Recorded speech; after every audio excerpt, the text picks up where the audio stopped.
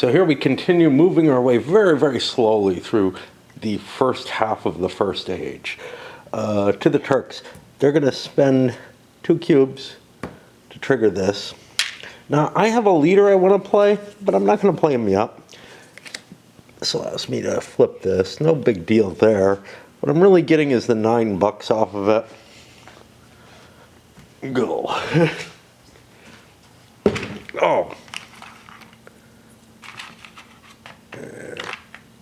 Let me just take 5. I'm going to play that leader. See, no, because he might get sicker. There's no reason.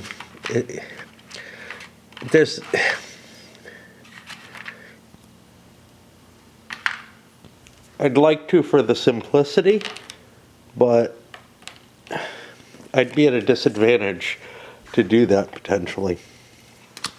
By the way, it's like full morning. I was planning on going to sleep before this, but all right. French played their pass, got a couple extra bucks, but they also dropped a diplomat leader that'll add 2 to their realm, so they're 3 across the board next time. I could have played a cube for a trade, but I'm like, you know, I've already fired off one of the places I could get. Yes, there's a couple more that I could reach. Might be able to reach there as well. I'm in kind of a rich area, but it just doesn't seem worth burning one when I could get $3 and I got plenty of cash now. Don't really need to trade. For the Spaniards, our plan is to go to war. We're beginning to see players passing. We better get the move on, right? Well, it's a multi-step process, and it's that painful shift cubes. How many do I need? You know, for safety's sake, I'm going to drop 2 of them over here. I don't count on being able to get that subjugation off at this point, and I don't really. I don't plan on firing off Reconquista, so I'm going to do it this way, just for sanity's sake. Are there any cards I want to discard as I try to remember all the things? Well, I want both of these.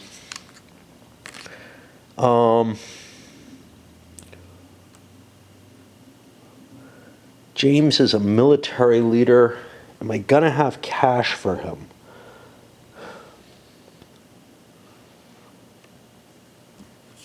Discarding 1 card doesn't do me any good. And do I want James in the military advisor's role? Or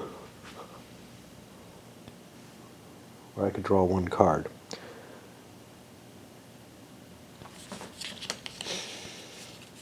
I don't know.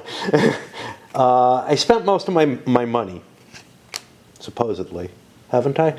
No, I haven't. I haven't raised my troops. 2, 4, 6, 8. I don't have any tech. I'll have a couple extra bucks. Do I have a general? I don't. And she's not able to serve as one. I think I'll just hold my cards. Trading 2 for 1 doesn't seem like a great idea. Of course, I could, if there was something I wanted, it was like from the top 5, and that's the way I'm reading it.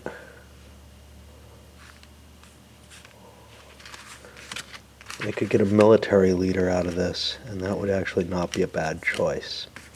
There are none there. Because I could discard 0. I mean,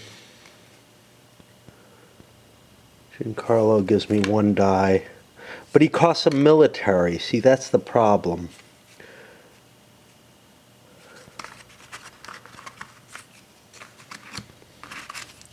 I don't have to actually discard to get someone.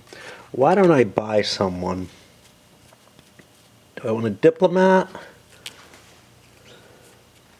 I have a military in hand that I can play. A diplomat, or do I want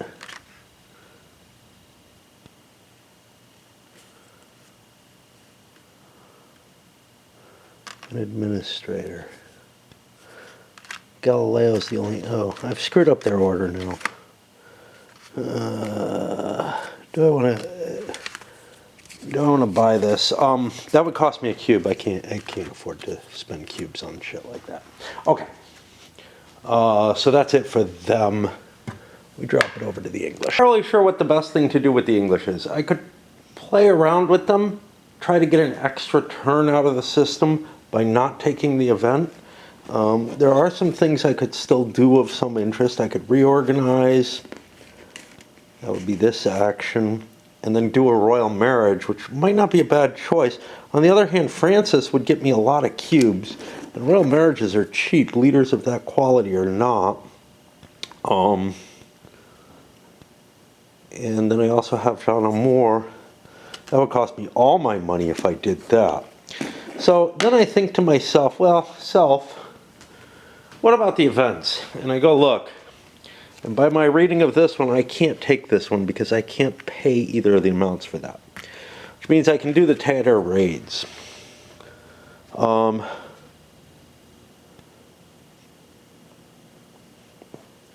have no real interest in allying with them.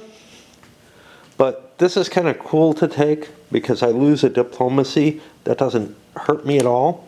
But I gain a military, which I might actually be able to use after a reorg. That might be useful. So screw it, I'll do this. I'll shift this over. And then I'm not going to ally, I'm going to raid on Eastern Europe. I place 3 rebel armies basically and add an unrest to an area adjacent by land to either Crimea or Sarmatov.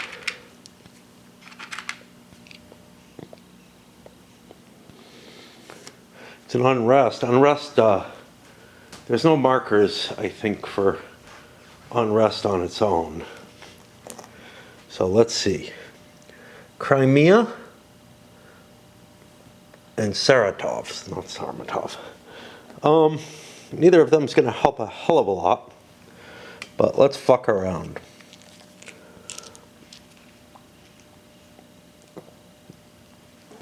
I'll go into Moldova and give the Poles a problem. And they will get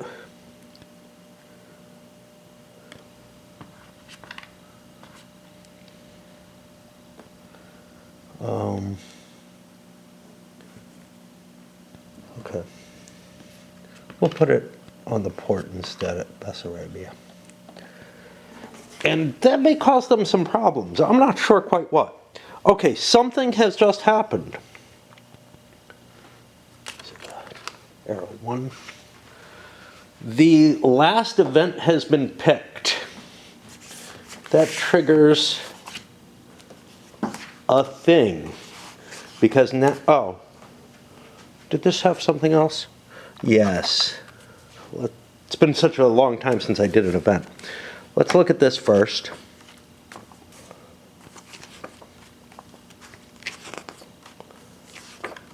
Secondary events. I got it's not pirates, attrition.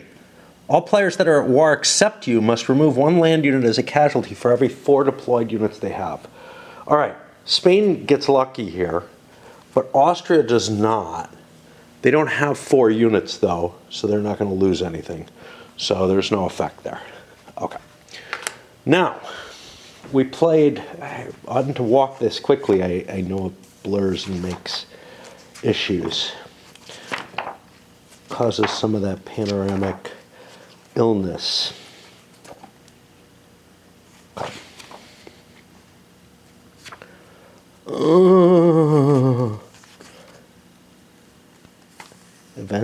Events. Okay. That's not it. All right. I thought it would be here.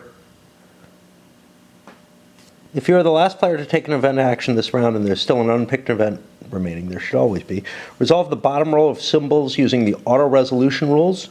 The event text itself does not take effect. However, if it has a historical ruler on it, the player associated can pay 2 to appoint the ruler on the card. It does not. The money is going to go away.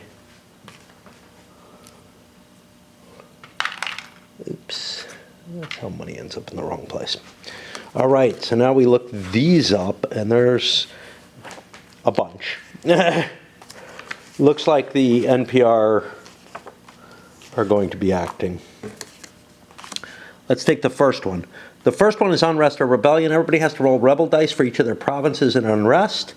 Following the procedure in 37, you roll a maximum of 1 rebel die, I'm guessing per place.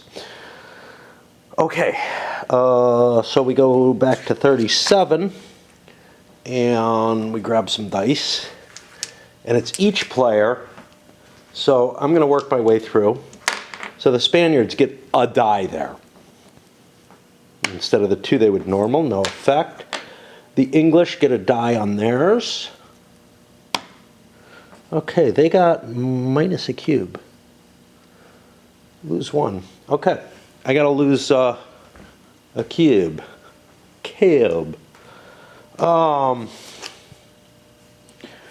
Was there something I was gonna do? I was thinking about shifting in. My leader is shitty and isn't going to gain me anything. I'm worried about the French going to war with me, so I'll lose my cube off admin. You can see where this could be a serious problems from unrest.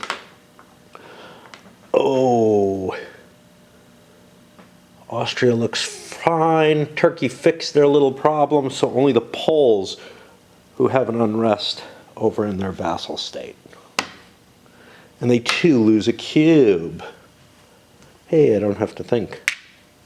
That's always awesome. And now we go to something I don't know how it's going to handle, which is Widmar. And that's not from the rebel table. It's from the secondary effects table.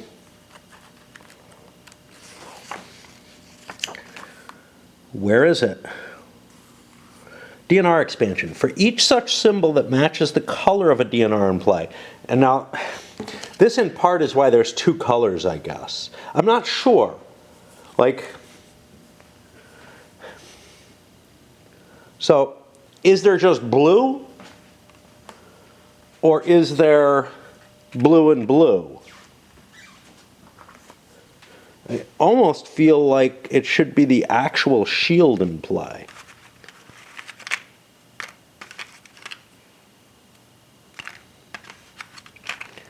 But I'm not positive of this. And the other one, I think, is the orange lion. Yeah, I think it's the blue cross on a white shield. If they're all the same, some of these aren't going to go. The Mamluks are going to expand, okay? Place a matching... that's a DNR token. Okay, so let's look.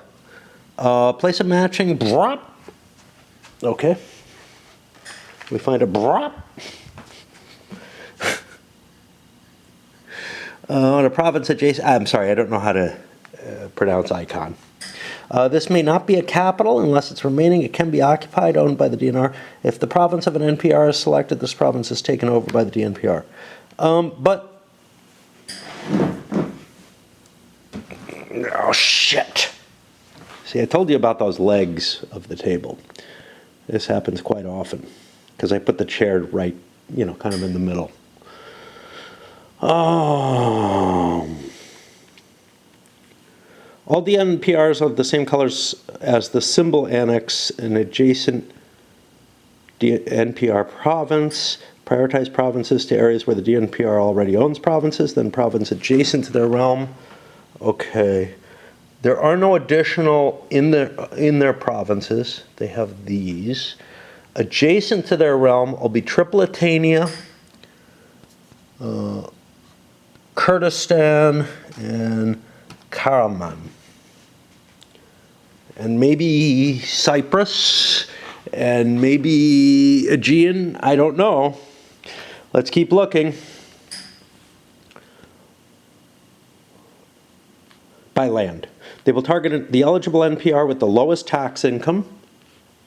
There's a lot of ones. If several realms are tied, use alphabetical order. which I don't like. I wish it was random. And I think if I ever play it again, I'll probably change things like that. But like the player order, I have this vague idea that there's some design intent behind it. I don't think there is. I don't think it makes a damn bit of difference. So, T. There's a Baghdad. That's pretty good. And see, that's why it might be... Oh, Adana. Okay, so we capture Adana. And that's a capital, but there's nothing else. This is not the same. Okay. All right, and I think that's all this does. And it goes away because the other color is an unused blue. And blue's not even on the board, so there was no choice there. The question, of course, is are specific shields... Specific shields are noted in the scenario setup, and I went with those. And then there's two questions. Are there specific shields that are noted by events that created DNPR? And are the ones on the cards absolute matches or something else? And, you know, we're just left with a, I don't know. Okay, I think that's it for the English, which means we'll move over to the Austrian. Play a Man of the Church. I paid the cost for that, but not in money. Shit, no, I don't want to do that. I don't want to go further in debt. Both my cards cost $2 that I wanted to play. But this goes back here. As well use this one that I've got set up here. I'll spend the admin point to develop province. That cost me 2 of these cubes. And I get to change a small province into a large one. I want to do it kind of in my heartland, so I'm going to change Tyrol. And that goes here, and this goes here. And that could be a little confusing, but that's now a bigger town. My income's gone up, my manpower may have gone up, so everything is good there. That's all I'm doing right now. The Poles just had a problem show up. I can raise me a new army. Do I have a general? I do. I have this Henri, who is a good cav leader, and that would be kind of cool. What I'm going to do is I'm going to raise troops. How many? Yeah, this is an interesting question. My leader adds a die. This guy adds 3 dice. That would cost me 2 cubes, though I don't have that, that's for sure. So, how much do I want to spend? 2, 4. How much are cav? I think they're 5 each. That's too much. 2, 4, 6, 8. I'll put these here. They have enough movement. Get $2 back. To make it where I want to go. Because they can move 2 spaces as long as they don't go through hostile territory. And that leaves me a fair amount of money, a decent chance of winning the fight. And that's all I want to do. So I move this back around. And that is, I hope, it for today. Yeah, I know. I was kind of excited until I loaded up the video. The main reason is, you know, I got to be down there for so long loading up the video. Plus, I'm just so fucking used to just sitting and watching, you know, shit on YouTube, news, other stuff too, but, you know. Hey, before I go down, the way this game abstracts certain things, it feels nothing like the old board game, but maybe even less like a real-time strategy game, right? So if 2 countries are at war, and we've got one situation where this is the case. The Austrians and the Hungarians are at war. there should be sort of a back and forth between them going on. Even a game like Here I Stand, the CDG style stuff at a very abstracted level shows that, right? There's a chance for something to move against you. Now, player versus player conflict works fine that way. And, you know, in a way, it's just the non-player kingdoms are not going to activate until the end of, you know, an entire deck, basically, which means looks like about 50 years as far as I can tell. So I think that technically speaking, there is a potential problem with what I'm doing by putting these on top. First of all, the fact that it's not in Unrest, my attention won't be drawn to it. I'll remember this time that that's from here, not from here. But there's something very specific about it's here and there's a cube sitting there, which might be helpful, might not. That's all kind of a notional, hey, I could screw up more easily. But there's a real problem, which is, remember, cubes are limited. If I conquer a lot of territory, each territory that I conquer and put a little town marker on, that from here, I have to have a cube to cover that. And that may end up taking from my diplomatic presence on the board. And presumably it may do something else if I run out of cubes there. The answer to that is, I believe, left ambiguous.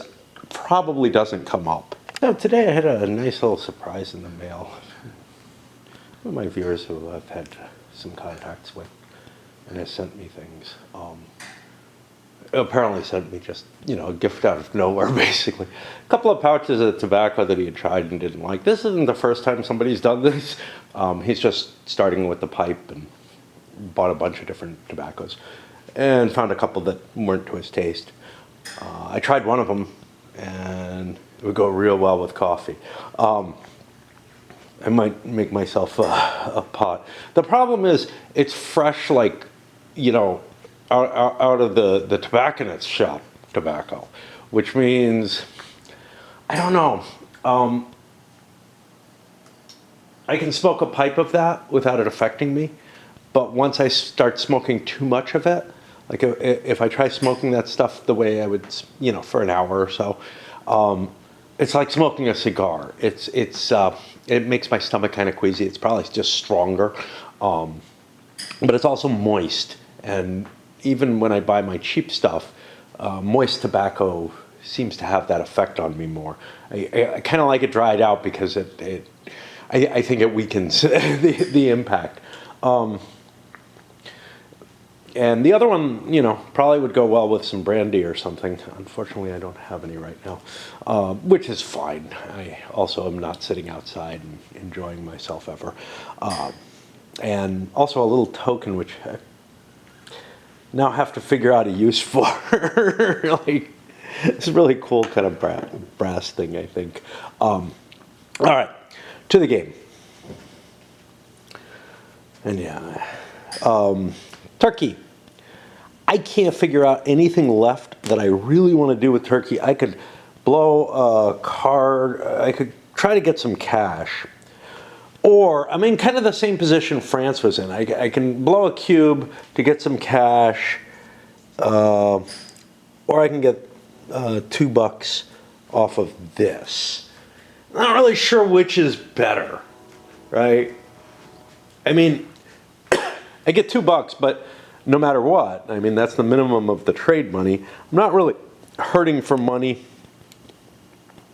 Put some pressure on other players. So I'm just going to do the pass action. But before I do, let's check my cards. Military tradition I would like. Subjugate. Discard cubes from an NPR.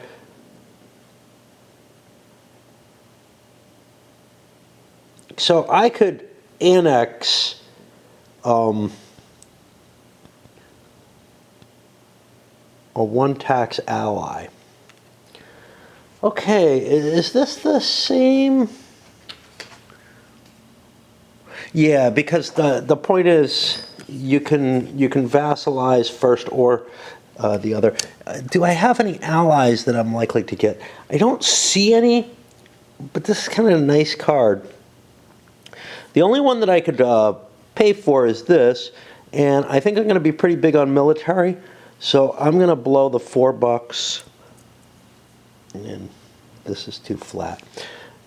Whereas these guys, they kind of pooch, and they're very much lighter stock. This is very, very heavy. So I'm going to spend what nets out to be $2 instead of taking $2 to put that leader there. And I'm going, I got rid of all the events, right? I'm going to pass, and that's the third pass.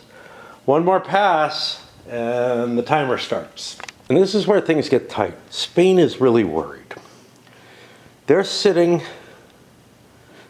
on a declaration of war they want to make. You don't have to. They can hold off. But they arrange things to try to make it. What did I do with this? Oh, I increased my manpower. See, I did things that are important, right? Okay. I'm sitting on this you know, this thing that I've started to I've spent a lot of time in my turn preparing for. It's not the only thing I did in my turn. I have a couple military cubes. One will get me into here. One will fire off. Yeah.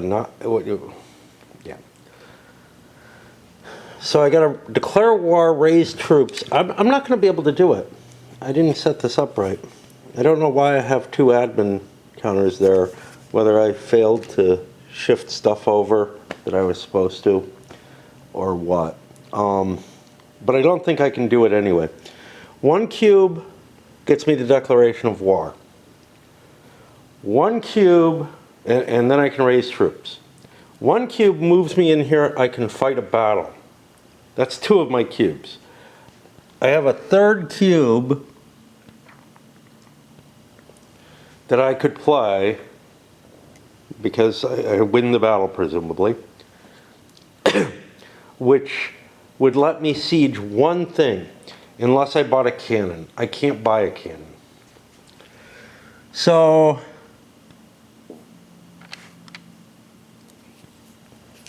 I think I'm going to research a military position.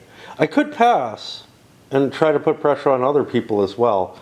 That would, you know, bring the hammer down in terms of everybody gets one more round, or 1 more turn in the round. But it's also kind of nice to do things. Oh, this is going to cost, increase. Military innovation uses 2 of these and 2 of these.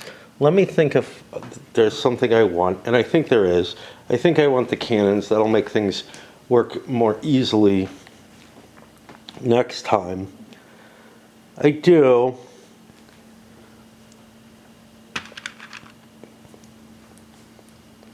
Of course, I could also take these guys, which would also make things work more easily. What about the other one? The end of step 1, remove any one of your enemy's battle dice, but you get a nastiness, a lone marker that I don't want. I'll take cannons. That'll give me 2 points. And I don't think anybody gets anything for this. I'm going to look that up to make sure. But I spend this stuff. What is the ideas?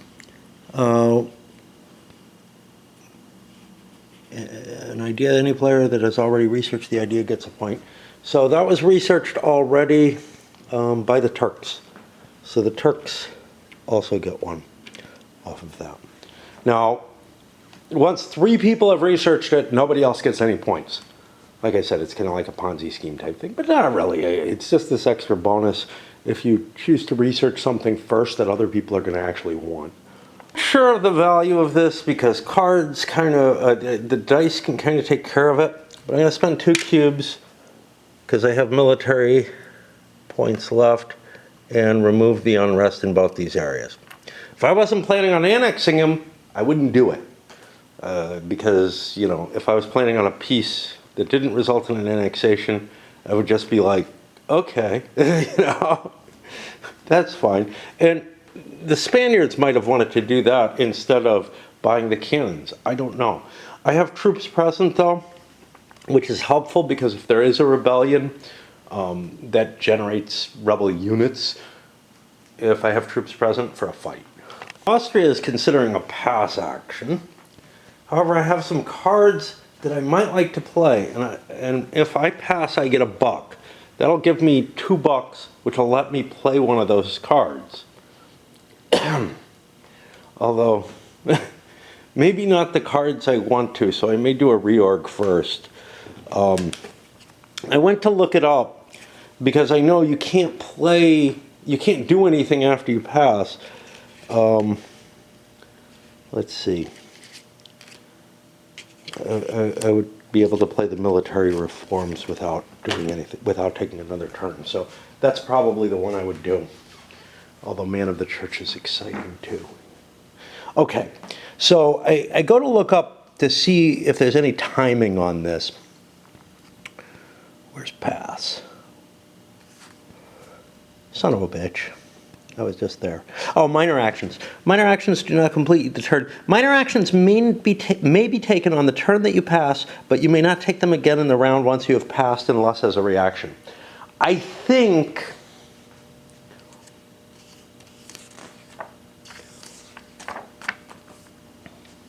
Let's see if there's a contradiction to this, but I think that means I can collect the money for the pass and use it on the minor action. Passing takes a turn, and the player may take minor actions on the same turn in which they pass.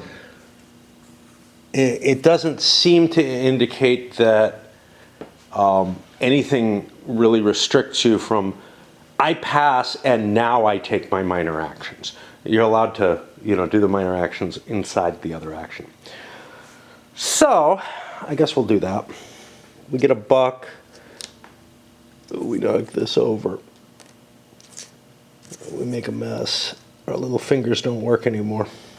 We will spend $2 then, because we want to spend for military reforms. Now this costs me a stability,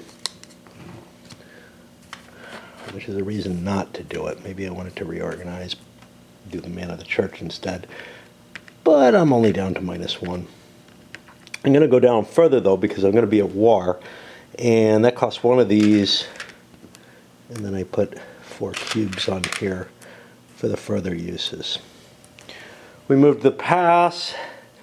That is the 4th pass, which means everybody gets 1 more turn. If there was an event still out to be taken by someone, they don't have to take it on that turn. They're not forced into a, essentially you don't get a turn because you didn't play your event yet. You have to pick your event instead and maybe do some minors, which is something I was thinking about for the Brits. That'll put me on Poland. Poles have very little to do. Do I want to put Casimir in there with his extra die? It would improve my military situation, but he's a decent ruler. I would really hate to lose him. I've got a card that says don't have an interregnum, so I'm just going to pay my cube, and I move 2 spaces to get to here. That will get me a fight. I have no cards, so I can't play anything, or I have no cubes, so I can't play anything. So his attack.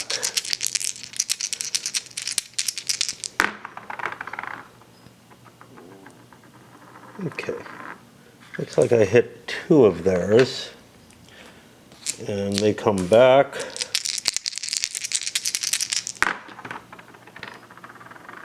With 2 hits on me. They're rebels, so they're not going anywhere.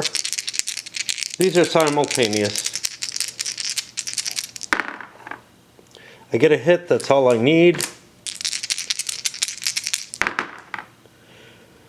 He gets just a single hit. And because there's only one of those double guys, I wouldn't have taken a casualty if I had assigned my king as the leader. So now I've resolved this problem mostly, but I still have an unrest there that I did not resolve. Am I allowed to do that? That was a vassal, that's not me. Oh, I hope so. Because otherwise,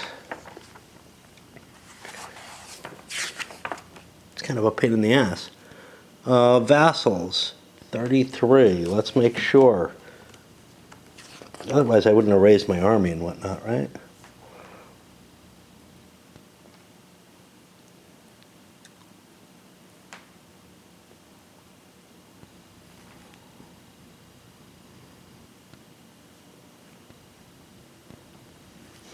Does not say there. It's not in warfare, but it kind of is, because movement is under warfare, even if you're not at war. So what am I allowed to end? Okay, it is not a hostile, neutral, or distant area. Notably, I have some capacity there, and it makes sense, you know, that you'd be able to station troops in your vassal. An ally is neutral, I believe. I'm not positive about that. Yeah, well, let's look it up. Okay, so concepts of hostile and neutral. Friendly, neutral, and hostile. Armies, units, and provinces are controlled by you, your vassal, or your ally are friendly.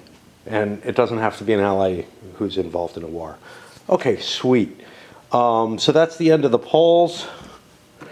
Ugh. See, I'm a little fatigued because I've done a whole round. And I kind of want to stop, but I also want to push through. So I guess I'm gonna keep going. I only have basically 2 more player turns to do, and then we follow, you know, a procedure, which I'll be, you know, kind of camera intensive, and you know, I'll be paying attention to things, and we'll be looking through the rule book and everything, which is so exciting, right? I don't know why the hell anybody watches me. I started out with the 7 days or whatever. The idea was just to kind of give the kind of glimpse that I would give when I was playing a game, and I would have some buddies over. And, you know, we did a role-playing or a board game night or whatever, and I would always have something set up, you know? And if it was something long and exciting like Europa Universalis, we would, or even Empires of the Middle Ages, which doesn't look as big, but, you know, it's interesting because it lasts a long time, and I could bring people to it. Now, whatever I had set up, I would talk to them about. In a lot of cases, it would just be, well, this is what this game is about, and this is kind of what's happened. But in terms of the longer games, every week, you know, I would have more to tell them. And, you know, these are other gamers, and they were pretty excited about it, I guess. I don't know, so it seemed interesting. It was kind of like just, you know, like talking about the football game or whatever, except I had some information to impart. Kind of reminds me of what I do, or what I've done with, you know, girlfriends and wives, which is, if I go for a walk or something, I tell them about all the neat stuff that I saw, all the things that happened, you know. And it always seems interesting to them. I don't know if they're just pretending. I never know these things. Of course, nobody has to pretend to be watching these. So that's, you know, nobody owes that to me. But somehow it morphed into, you know, people wanting to know the rules, people wanting a review afterwards, and all that kind of stuff. And as that happened, the actual playthrough actually morphed into something that it really wasn't initially. I don't know. But it's certainly more possible to, like, you know, learn the game or see the struggle of the game this way. Yeah, I can't stop my mouth from running. Turkey and France have passed. Spain is going to take their last turn. No value to passing anymore. I paid for a couple of advisors. I also paid a cube. I put the money in already, I think. I'm going to play Man of the Church. Here's the thing. Do I want to grab the Papal Curia? And nobody used it. Jesus. Or do I want to put 2 cubes in any area of my religion? 2 cubes is... So the reason this was going to be valuable was it would allow me to do the annexation, the subjugation of Aragon more easily. I think it's more valuable for me to grab myself a new cardinal.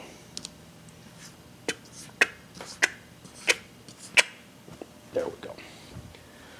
And that gets rid of a lot of my excess cards. I could have played him for another buck. Well, no, I bought myself an administrator for 2, a better one. So that's kind of a good thing. What did we lose, and what can we do with the Papal Curia? Again, this is something like with the reorganize your realm or whatever that I just didn't do before. So, the papal controller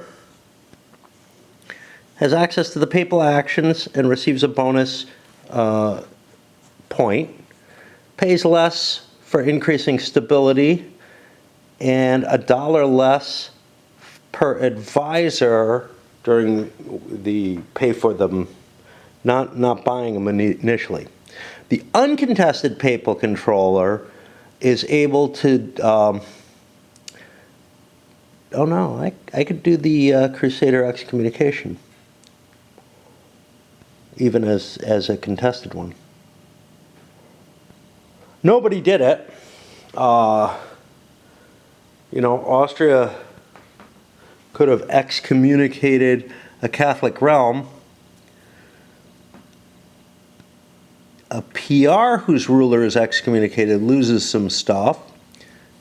That would be useful. But it doesn't look like it does anything to a non-player. So yeah, the Austrians could have taken that. But that is, I believe, an action.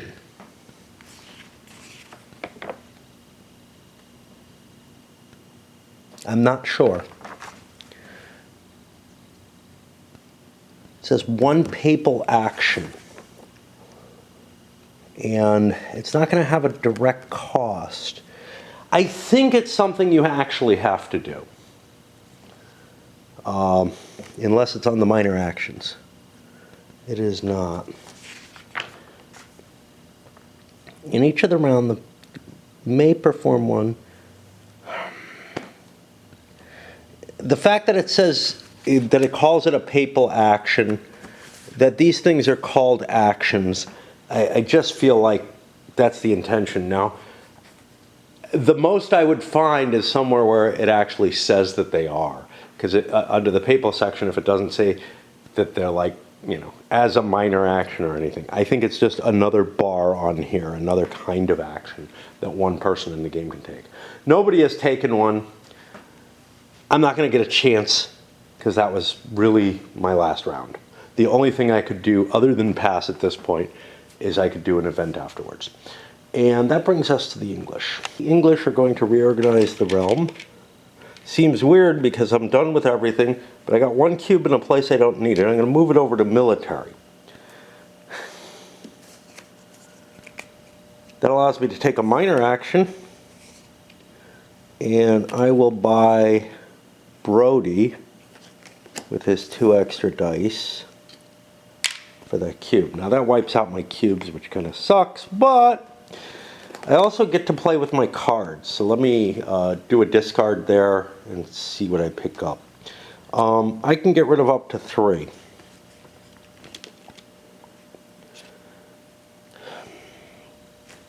Oh, this is a general. Let me put him there.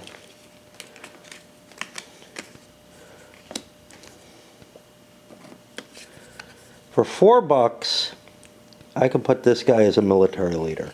I think I need a military leader, so I'm going to do that. Let's burn through the money, man. That's what it's for. Let's look at others. Royal Marriage, I want to keep. Do I want to spend $1 for study? I could spend $4 for 3 dip markers, though. With my trade capability, that's... You know what? Let's spend the rest of my money.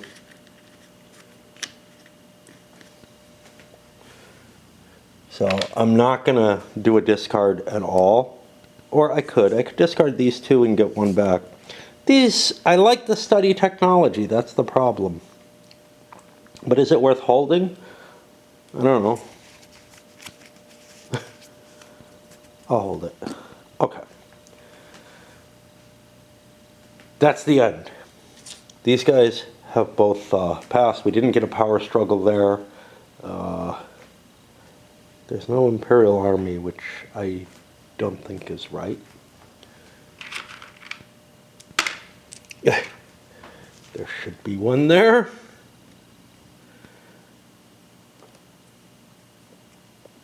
It just reflects the size of this, if I recall correctly. I'll look it up if I have to. And I'll tuck these guys in. They don't tuck well. My table is all warped up. This table that I played most of my stuff on. But I can carry it up here, or I was able to. The real problem, I've got a couple of bigger tables. One is my desk in my bedroom. One is the big black table that I use downstairs. The desk in my bedroom is what I first started gaming on. It's not really a desk. It's my dining room table from my other place. But they would be really hard to get up the spiral staircase. And now that I'm alone, they would be impossible, basically. Okay. Phase 3, Peace and Rebels. Oh, triggering the end, we did that. Okay. Once all players have passed, we go on. Remove Casus Belli and Truces. I don't think there were any. This is not all Casus Belli, it's just there's some things that are put down as specific Casus Belli. NPR invasions. If an NPR, which is not an active ally, is at war with a PR, and none of the areas where that NPR currently controls provinces contain units hostile to the NPR, i.e. where the Austrians were flung back,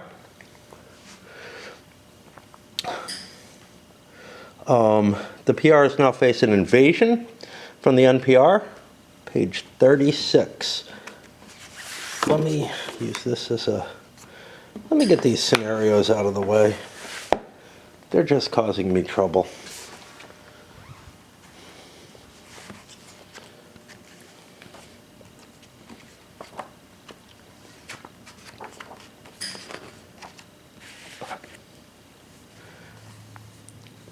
If all 3 are criteria, the invasion takes place. The NPR is not an active ally. None of the areas where the NPR currently controls provinces contain units hostile to the NPR. There's at least one eligible invasion target adjacent to the NPR. Target area has to contain stuff belonging to someone hostile. Yeah, I see. At least one. Any of NPR's provinces that are occupied by an enemy qualify. This is a little weird. I mean, it makes sense, but what I had read before is none of the areas where the NPR currently controls provinces control units. Controls is the key word there, not owns.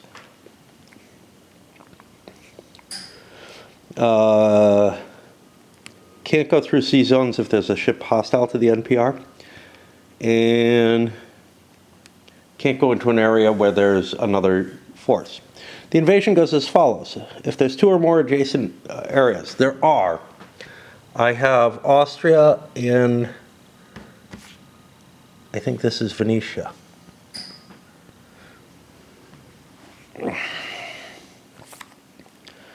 The area, okay, the NPR's own capital, no. The area with most of the NPR's core provinces, no. Area adjacent by land to the NPR, both. A randomly selected area. Well, Odd, we go into Venice. Okay, even, we go after the army. That's probably good. Place NPR units equal to half the tax value of the provinces currently controlled by the NPR. Count the vassals as part of the NPR realm for this purpose. Ouch, ouch, ouch. 1, 2, 3, 4, 5, 6, 7, 8. Half is 4. So we send an army of 4 after the Austrians.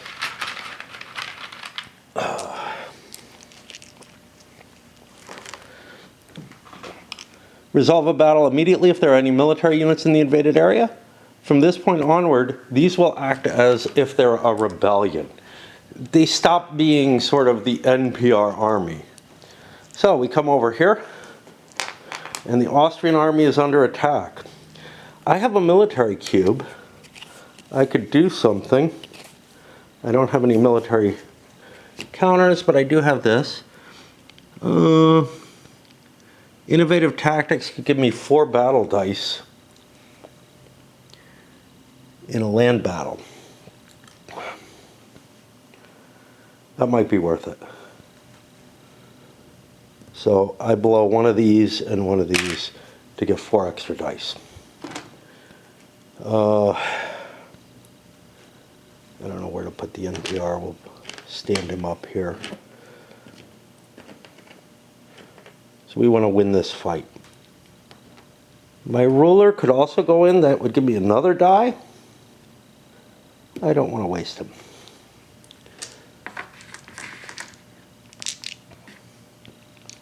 Okay. So, the NPR gets 3 dice.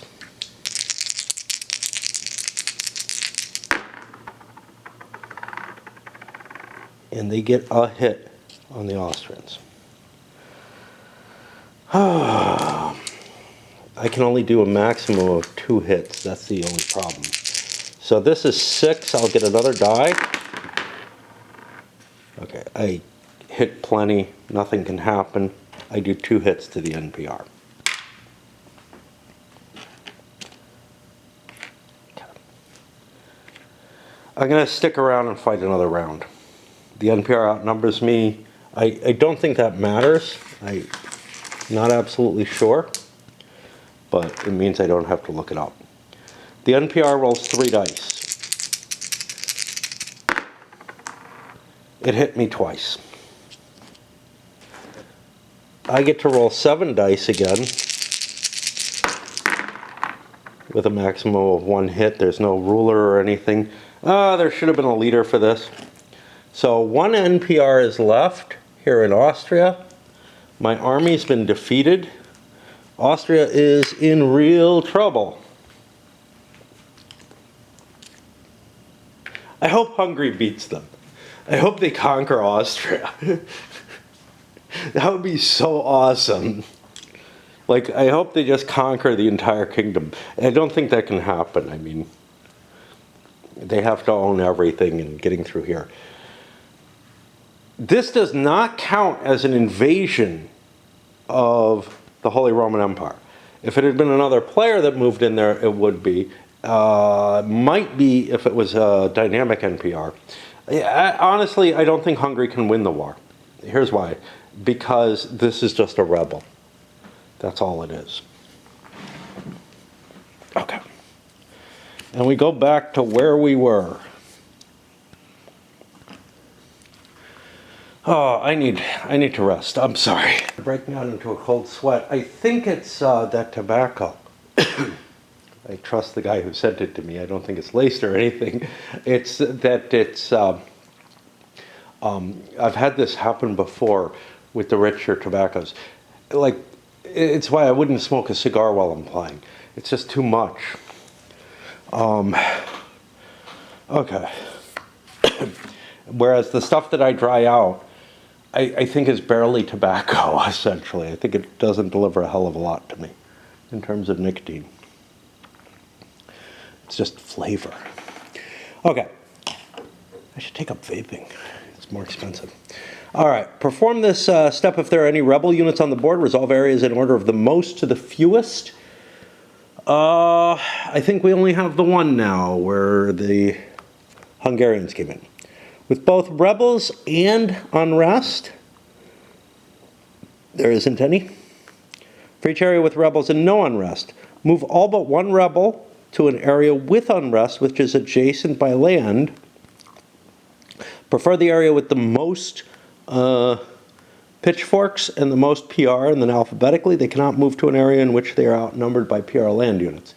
I don't see any unrest. If there were no adjacent areas available, remove the PR. Okay, well, that was kind of unimpressive. The Hungarians came in and they wiped out the Austrian army, although it sounds like Hungary, and then withdrew back to their borders. It sounds like Hungary, sounds like Poland, to tell you the truth, because they were still operating with feudal levies to a large extent. Okay, well, that was exciting. Peace resolution. This occurs only if there's any ongoing wars, and wars are then resolved according to the sequence in turn order. Resolve all wars where an automatic white peace is going to happen. That would be quite possibly the Hungarian War.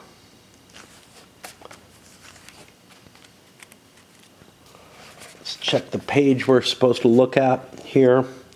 Page 29. A lot of nice references in there. It doesn't give you the exact number, but it does tell you the page. Neither side of the war occupies the other enemy's provinces, including provinces. The Hungarians stop existing as soon as the rebellion went there. Terms allowed, white peace, this is required. White peace, this is a return to the pre-war conditions with no compensation paid by either party. Any PRs involved lose a point of prestige.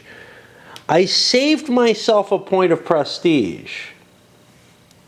Now, I believe that is a peace. So we have now a truce with the Hungarians. So I saved a point of prestige, but I did lose my turn and wiped out the army that I created. Lots of casualties over there. Not a good trade, I think, but it was just a bad situation for me. Let's look for others. The other two wars are victories for the players. So, resolve all wars where total victory has been achieved. Okay, so we have two of those. Let's do Constantinople first, and we go again to 29. Total victory. A PR occupies all of an enemy's de jure provinces. This enemy has no deployed land units remaining. When resolving total victories, any active allies are treated separately. Any terms are allowed. Okay. I am going to take full annexation. The loser's de jure provinces are fully incorporated into the victor's realm. Remove all alliances, marriages, war tokens, and occupied tokens.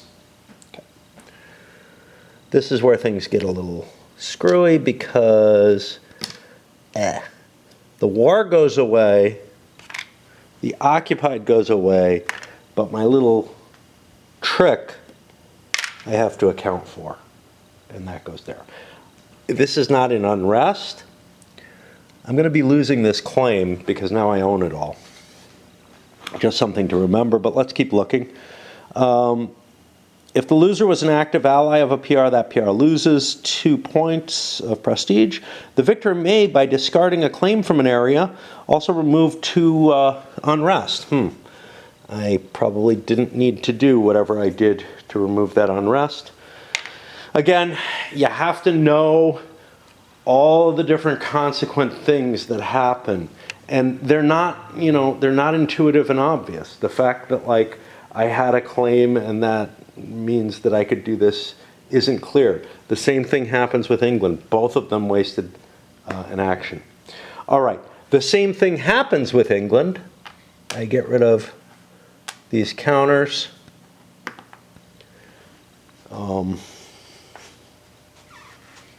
And I got to remember for the English to pop 2 of their dudes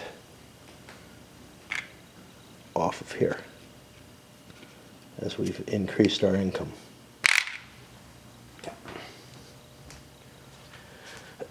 All right. And that's it.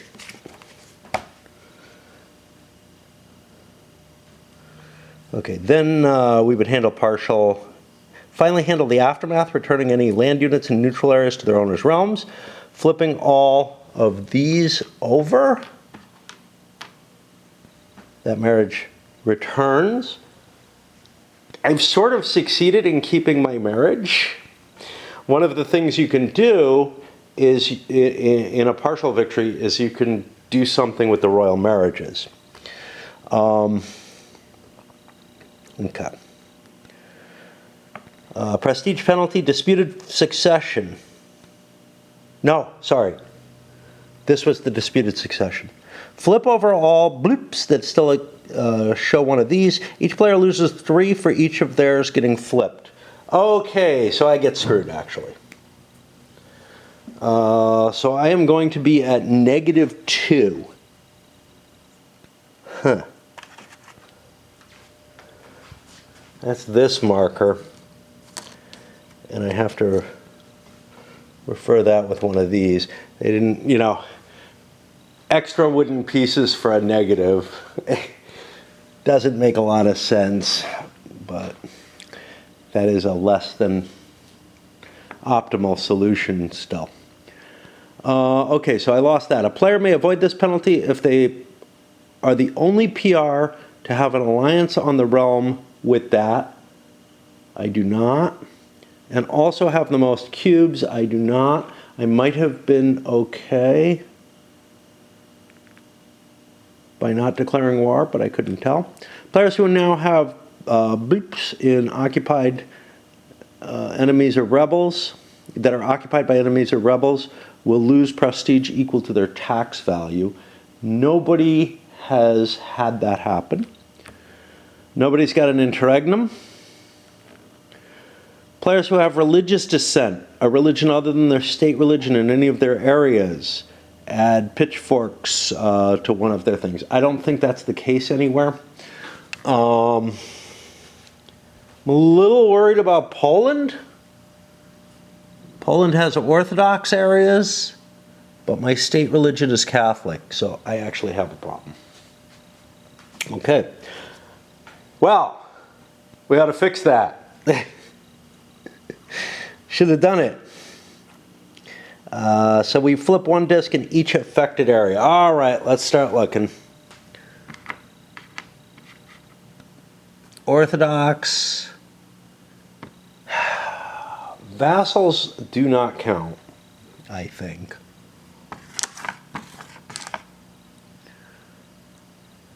Orthodox. Okay. Those Eastern Polish areas are a problem. And if you watched my, you've still got it kicking up here, the, right? Yeah. The Time of Wars. Got a couple of things that,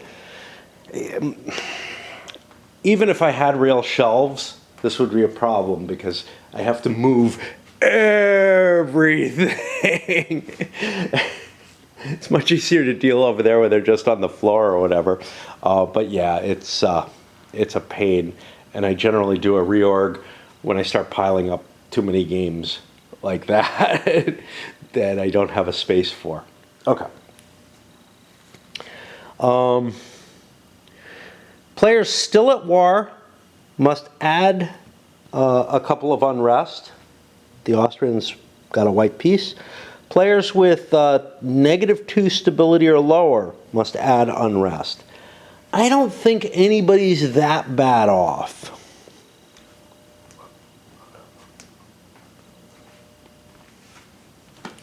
We got a -1 on Spain. -2 or lower. Poor Austria. Okay. So I have to add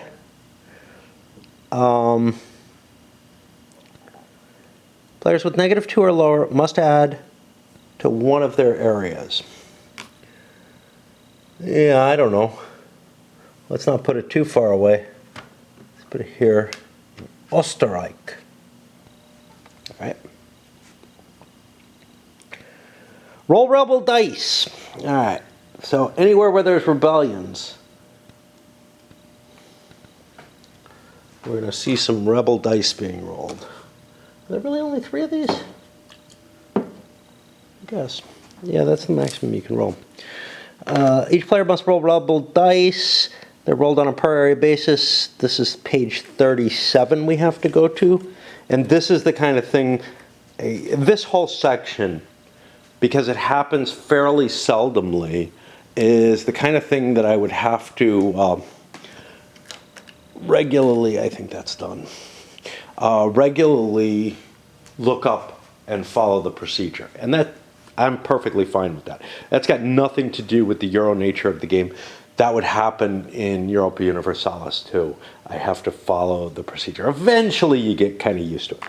Okay.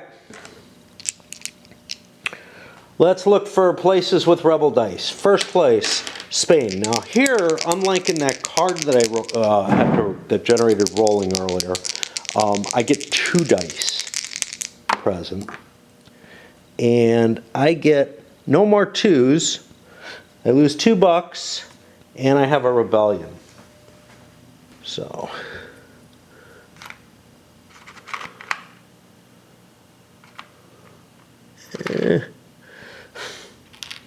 that worked. What does the rebellion do? That's a rebel unit sieging in phase 3. Any rebel units will siege any province. If an area contains several PRs, what happens if there's no? I think nothing happens to me because there's no rebel units.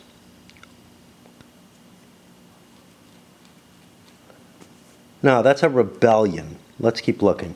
If you have this looks like this. So, if you have military units in an area you rolled for, a little rebel is placed there. There we go.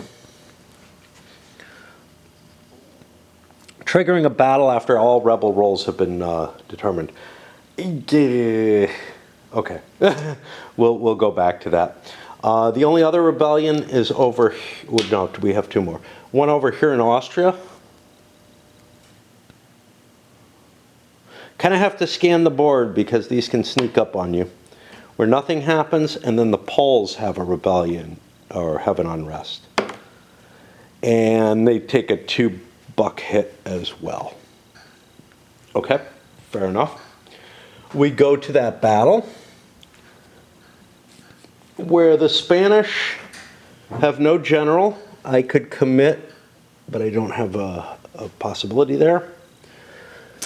I have my military refugees, but I don't want to use them for this. So the Spaniards roll 3 dice.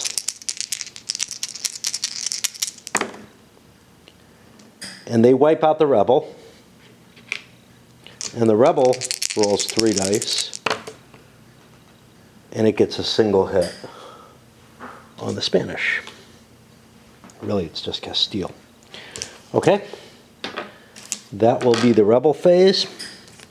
We go back.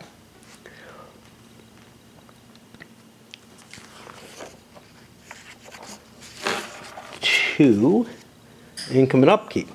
In this phase, players pay their cost. You know what? I'm going to take another break. This is not because I'm fatigued, but because I know my battle is over and my tea is over, so it's going to be kind of a longer break. Let me use my tweezers for about the only thing they're useful for in this game.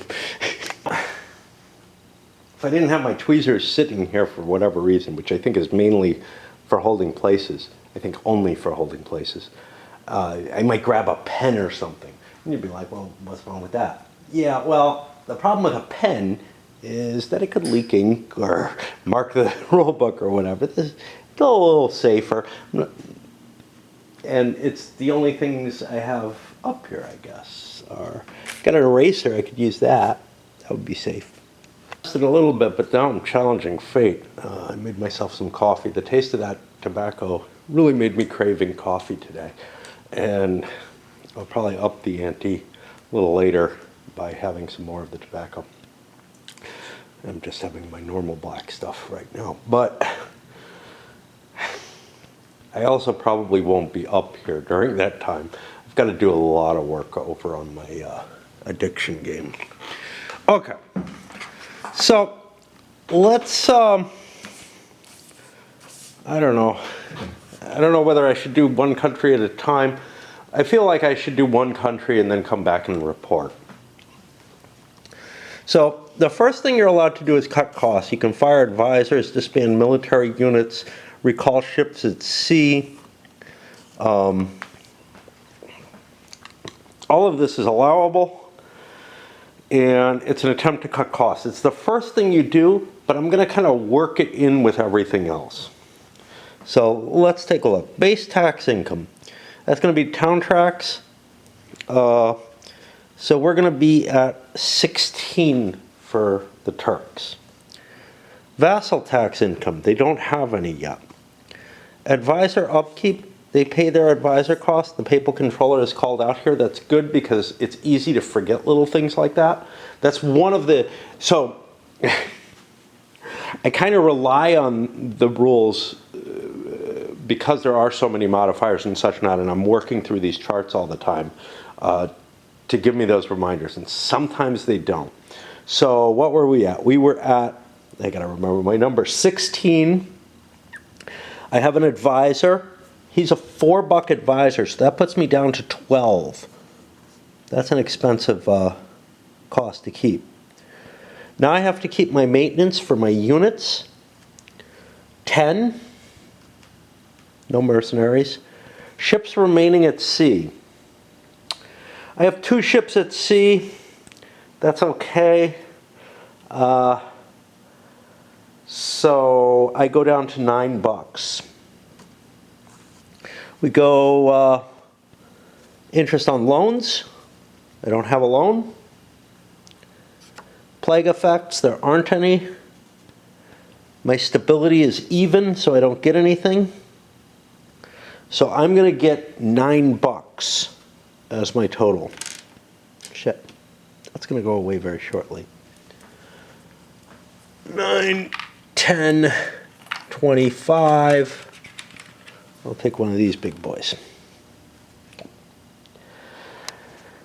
Now we go to the next piece, which is the Emperor's values. So he's a 324.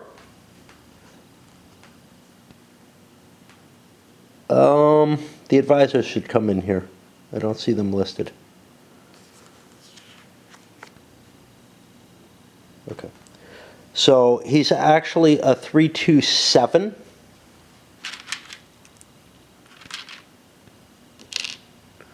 And you can see with a powerful advisor, it's possible to get up to that 10 or above with a good king. Obviously, if I'm not on camera, I can be a little bit more dexterous. Income from ideas. C, bureaucracy idea. We don't have that.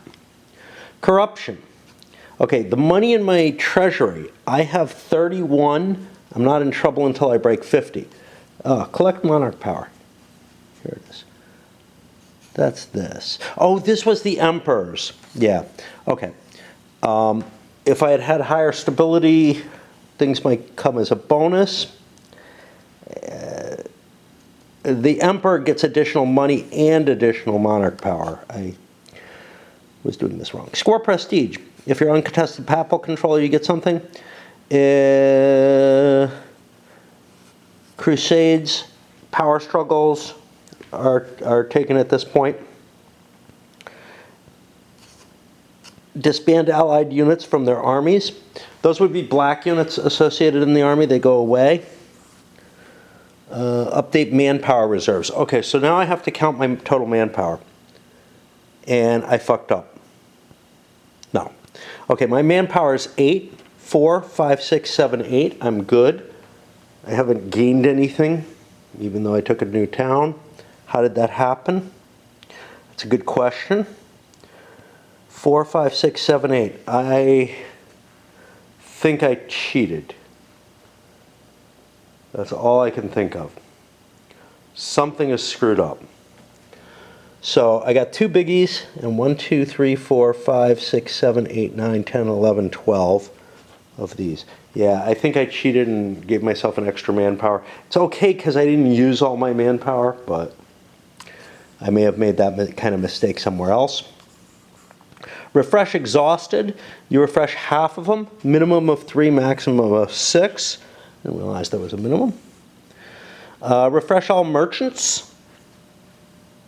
These would flip up. We've got a couple that are down. Add colonists to the pool equal to the number of colonial claims on the board. I don't have any. Remove any cubes from the change national focus. And then we'll come back to this, but first I've got to handle everybody else, all their mechanical actions. I'm trying some of that new tobacco again with the coffee, challenging fate, but you know. France and Spain both did relatively well. France had a lot of extra cash, got a big 25 in there. Spain did okay in terms of cash. England, not so good. I had wiped out my cash reserves. I have a couple of expensive advisors, not good stability, and I had an army deployed. I cashiered my forces that were in England themselves, keeping the army in Brittany because I expect the French will try to take that back. We might end up seeing problems with Scotland, though, which is a reason why it's good to have forces available. Everybody else kept their armies up. Moving on to the last couple, but I wanted to catch the fact that, hey, look, they're sitting here with only $3 in their treasury. That's not good. Also, in terms of cubes, those advisors can bring you a massive influx of cubes, but you have this kind of annoying, balance between, not annoying, but you have a very Euro style type thing, a balance between, hey, how many cubes do you have and how much money you have? Cubes are more important, though, because you can always turn your diplomacy points into a couple bucks each. And there are ways to dredge up money from stuff. However, I do not like going into the next turn with just $3. That looks ugly. We updated the back half as well. The Austrians, not in great shape, but recovering some of their army. I'm still not sure that the Imperial... So I've got like these Imperial troops here, which I don't know if that's the right amount. Just fuck it. But there's Imperial troops that are also assigned to the Austrians as the Emperor. And so they have like 5 manpower base, but they have 3 extra. So that's why it looks like they have a large army.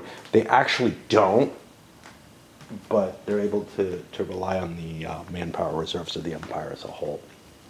I think that's how I understood the wording. They also got an additional peace marker for controlling the Empire at the prestige that they had. That's going to drop. And the Spaniards got one for controlling the papacy. So that's kind of nice. That, I'm trying to think if that's all I really have.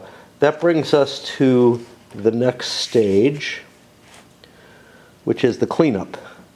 All players must disband all allied units from the... Oh, we did that. We did this. Discard down to 5 action cards. Players may choose which cards to discard, and they don't have to pay for cards. Okay. I thought you did at this point. Isn't there a... No. Oh, I know what I was going to do.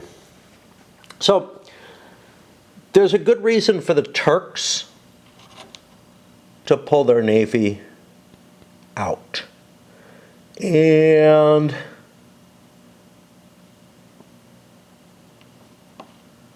small ports, I think, can hold 2 ships. That's all I got here. I'm actually going to do that. The reason for that is so I don't have to fight a naval battle here next turn. And hey, get an extra buck. What about other people? Well, the English did that to grab an extra buck so that they're a little bit richer. You might say, well, don't you want your navies out there? Yeah, I don't know. You have quite a bit of capacity for the trading fleets. You have quite a bit of capacity to shift your trading fleets around already. So for example, for the Spaniards, moving one into Gibraltar, if they owned it, would be valuable because it puts them in a position where they can go to either of these as their first move. Of course, they're already here and can move to here as their first move. So being at sea is advantageous, but it only really matters if you're trying to access a merchant zone from a distance. And if you have, you know, if you look at this, the English, to reach any of the merchant zones they can do it from here. So that's no big deal. And that's kind of the thinking that I'm using there. This claim, I don't think goes away. I could have, so far, I could have spent it to flip my thing. I have to look that up. I remember something about you can't have a claim. Well, you can't place a claim in an area where you have all the possessions. It's kind of a weird situation. It feels like if you lose territories, you would get claim to the area, though. So I don't know. So I think we're at the end. I just have to pick a few cards. And nobody's got 5 cards or more. So, yeah. We trimmed our hands down because I thought I had to pay for those cards. So we went through various actions. Why is this kicking around?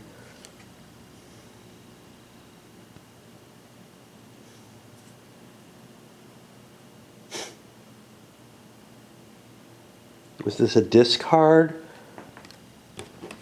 Give it to Austria, they need it. I don't think they had this. I don't know who the fucks this is.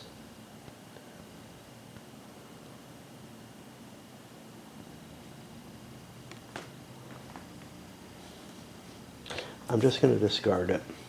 It probably, I've got like a 50-50 chance that it was in somebody's hand or it was set aside as part of a, no, it had to be in somebody's hand.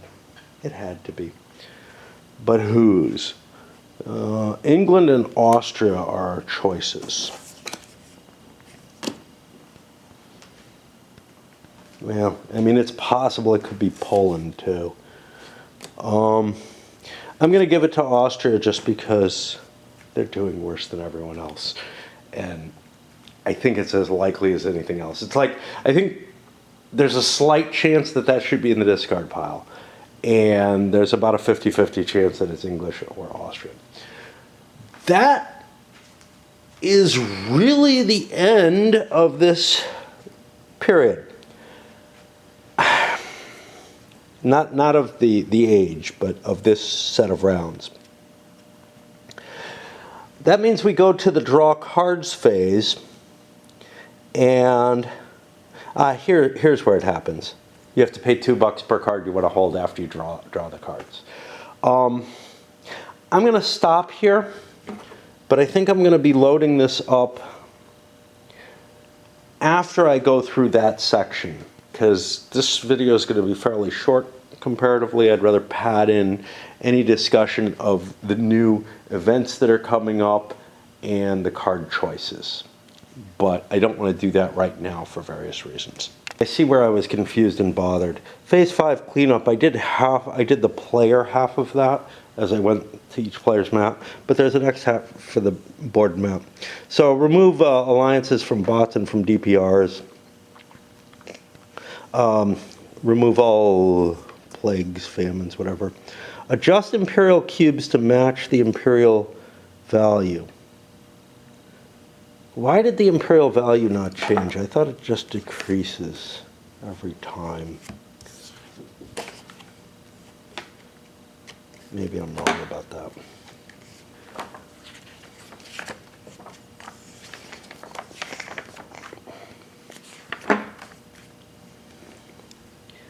Imperial influence. That's not it.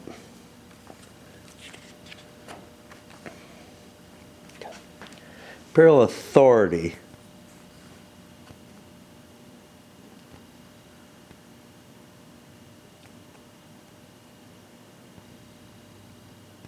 This is added directly to their manpower value. And tax value. These I've got. This I've got, gaining and losing. Okay. So I could have, oh boy. So like the papacy, there's actions that you can take as the emperor that are, again, not on here.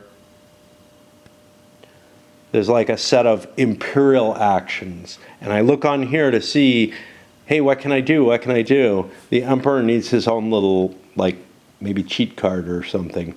Otherwise, this is hidden in the rules. So let's look. I could have spent to do this. I did not win. I did not. I did not.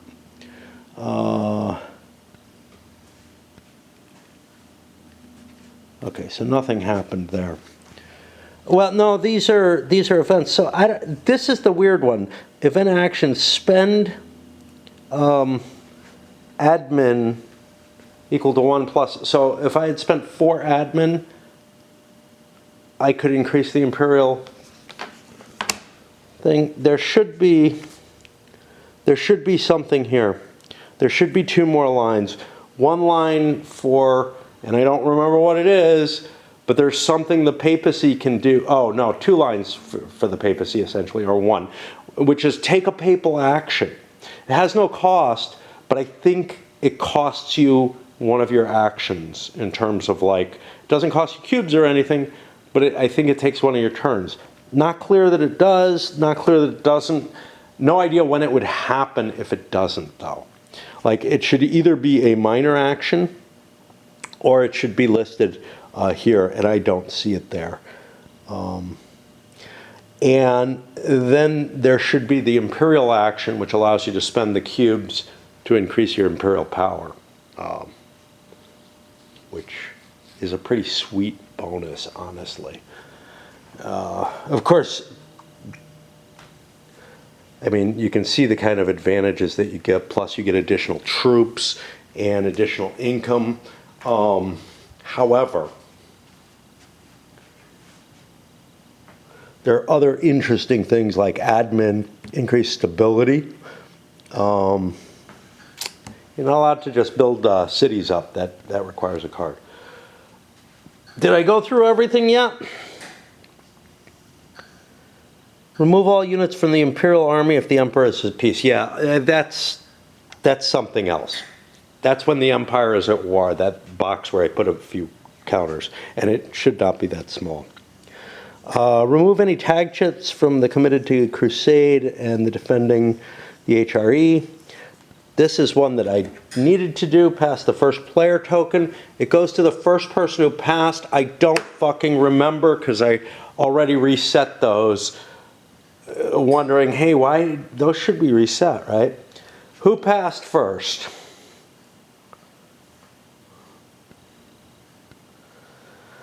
Fuck. I think it was France. Okay. It would either be France or Turkey. And if it was Turkey, since they had it already, it would devolve to the second player, who would definitely be France if it was Turkey. So we're fine there. But we got to be careful. Reset all round status markers to the event non-taken status. I did that because I looked and said, that ain't right. Okay.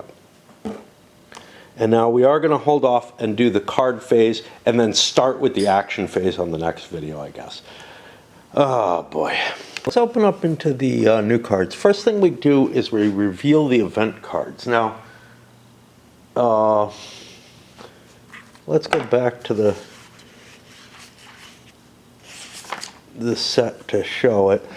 We draw according to the chosen scenario. It's usually going to be number of players plus 1. So 7 from the deck. The first 3 are going to be visible. It's important to distinguish the 7 so that I have a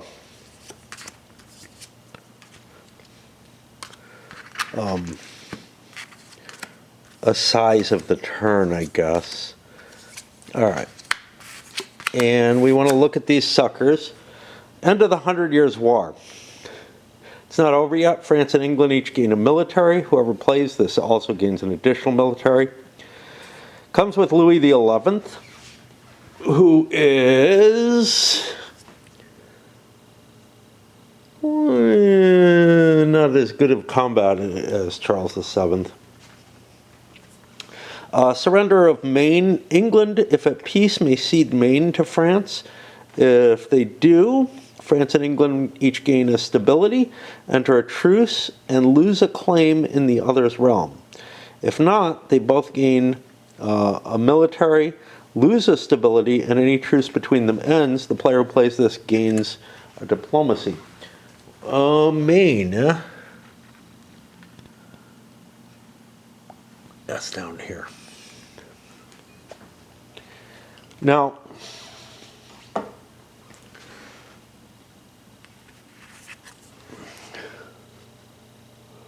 if you choose this, I don't know what happens. The way this is worded is, England, if at peace, may cede Maine to France.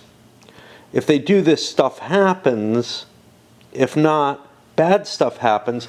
I don't know if a player could pick that and say, if England no longer controls me, and force them into they can't cede it because they don't own it. That would be my reading of it, but that might be weird. The War of the Roses.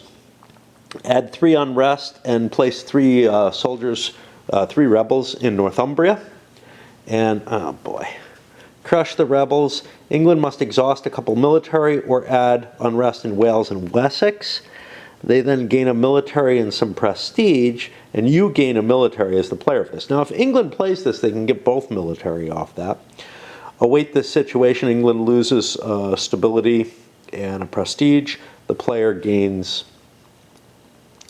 a diplomacy, and Edward IV will show up, who is definitely a better ruler than Henry VI. And then the Veneto-Turkish conflict. Venice shelters fugitive slave. Ottomans may declare war on Venice. If they do, they gain a military and a claim on the Aegean archipelago or Greece. And the papal controller may pay a peace to call crusade on an Ottoman area. I assume that's sort of a free action. They normally don't have to pay anything to do it, but it takes one of their turns by the way I read it. I don't know why they'd pay. Am I wrong about that? Like, not about the turn order thing. I've been through that often. But calling crusade, oh, normally it costs 2. So this will give you a cheaper entry into that. And the player who plays this gains a military. This is a card that only comes in if Turkey's a major player. Venice Aegean hegemony. The Ottomans lose a prestige and a military cube, as well as, now lose is different than pay or cede or anything that sounds active, as well as a claim adjacent to the Aegean Sea. That would be a really dicky thing to do to the Turks. On the other hand, this one gives you something. So, you know, to a large extent, a lot of these player-specific cards, we look at, you know, the War of the Roses is obviously English, the 100 Years' War is French, although it might not make a lot of sense if England's not a player or a bot. There are no scenarios built that way that I know of, but you could design one with France as a player and England not. And then this card would be in there. Or you could design one with England in and France not, and this card would not be in there, for what it's worth. I think that's foolish, but anyway. Like, not foolish that you can do that. It would be foolish to do it. Like, you just wouldn't be creating a very interesting game for the period. Anyway, we make our way back to draw cards. The next thing is action cards. Everybody gets 3 of them, and from decks of their choices. This is different from what we saw before, because what we saw before was the setup where you get 3, 1 from each deck, and then 3 as if it's this. And then they have to pay $2 for each card that they keep. And finally, they'll be able to look at missions. I've got the missions face up just because it's easier for me to cope with them that way. Somebody pointed out, these should be hidden. However,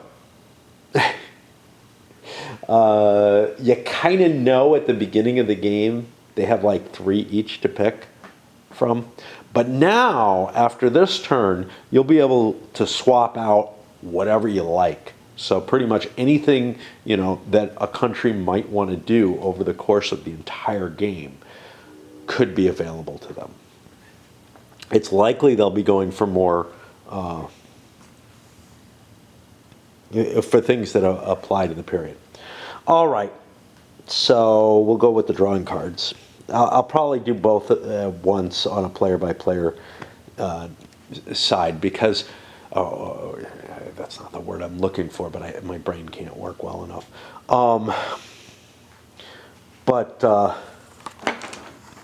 The reason for that is these things are all being done. They don't really matter in terms of the order.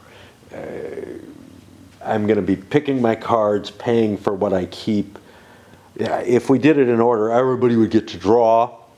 I guess you'd know what decks they're drawing from, and it is in player order. So that's kind of interesting, I guess. I don't know.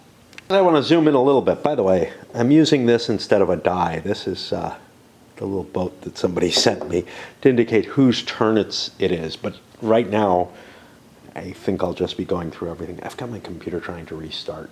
Something fucked up was happening with it. So the French chose to draw 2 diplomacy and 1 military. And again, they can pick 1 at a time. What do I want? What do I not? Well, let's look. I have my subjugate. I want that. That's important to me towards getting this. Now, in order to subjugate, both realms are at peace. If I'm taking, say, Provence, I'm not going to be able to subjugate Avignon. But my goal here is subjugate the French dukes. I need to own or vassalize Provence, Anjou, Nantes, and Rennes. So Anjou and Provence are owned by the same person, which is important. So that's what I want to work on. Subjugate allows me to go from a target NPR or vassal equal to the base plan and to vassalize it. That would be, I believe, sufficient for me. Yeah, own or vassalize. So this will do it. My base tax is going to be much higher. Theirs is only 3. So that I definitely want. Counter-espionage, oh geez, I don't know. See, this is the thing. It's like, is it worth the money to hold these things? Like, one step ahead, this would give me a military advisor for another couple bucks, or a military option that allows me to operate a little bit. I don't have a hell of a lot of military capability, so it's kind of like, do I want this or not? You know, I think I do. Just for the advisor at the end of the turn if I can't use it otherwise. So that's $4 I'm blowing. I have a lot of money. Counter-espionage could be useful, but maybe not so great. I do have a spy network in play, so it only costs 1 to play.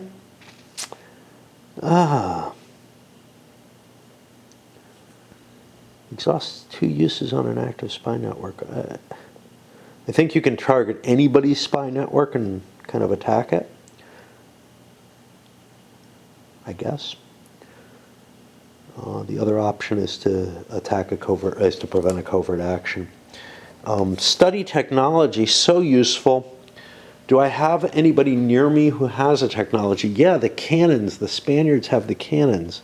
So this would be 3-piece to get me, and 1 military to get me cannons. I want that. This is the hard one. It's cheaper. I have a lot of money. It's really hard for me to make these kind of decisions. I'll go to 25 here in total. I would not be keeping this much if I was not so wealthy. So then to the next, the missions. Well, I could replace any of my currently held missions, and I don't think that costs anything.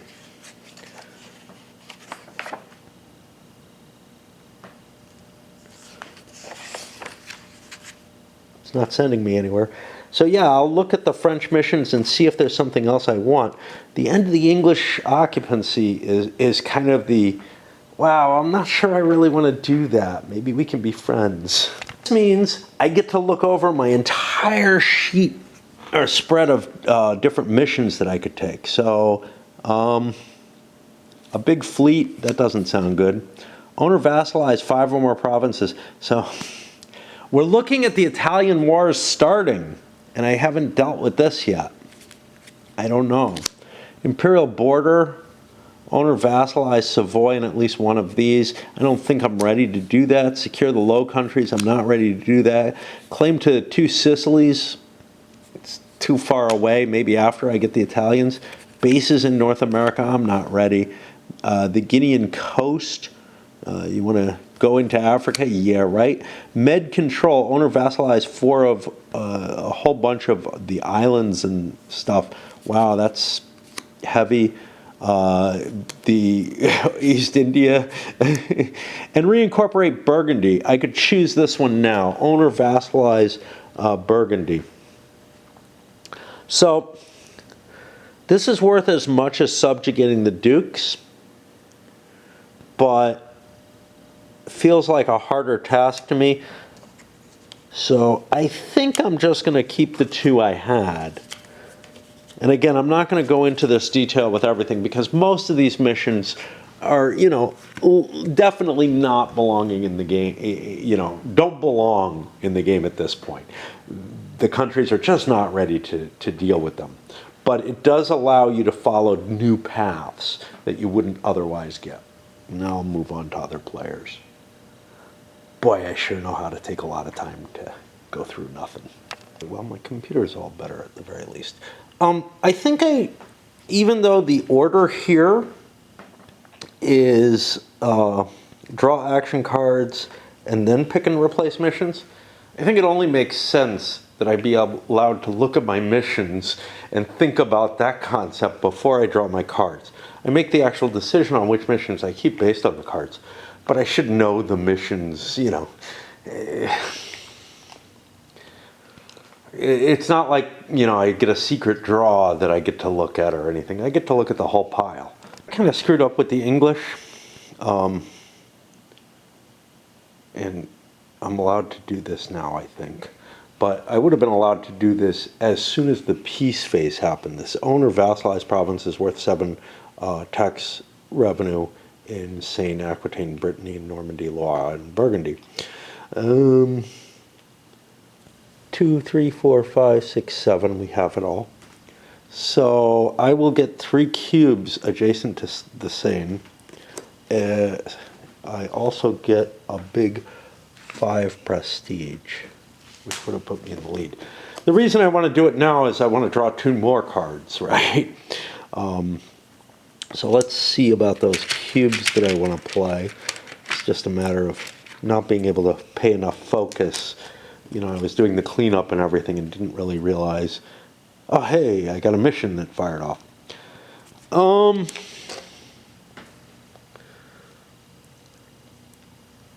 This is Seine here.